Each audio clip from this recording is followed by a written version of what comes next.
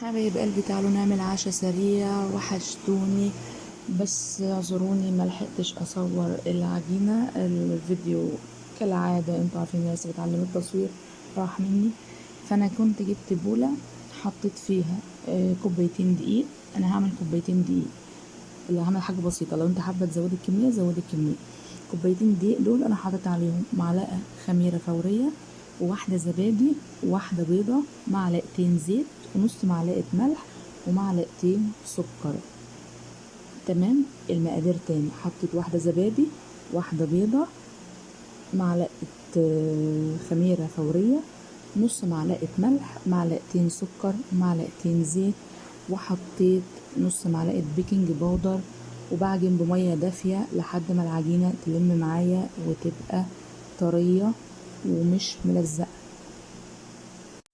وهنا يا حبايب قلبي العجينة اختمرت. وطبعا هنا هنفرد انا عملتها على 4 كور صغيرين. بنفرد اول كورة زي ما انتوا شايفين بالشكل ده، وبنحطها في الصينية، وبندهن الصينية دهنة زيت بسيطة.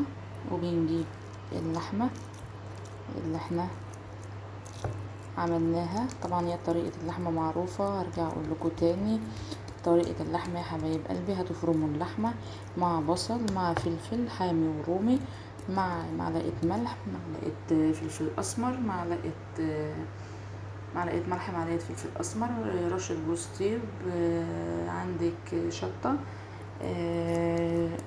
اي توابل انتوا بتحبوها. بس يعني مبحبش ازود في التوابل اوي عشان تبقى طعم اللحمة زي ما هي. وهنجيب العجينة اللي احنا عملناها نقفلها بالشكل ده.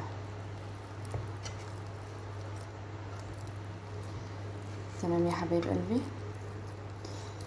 كده.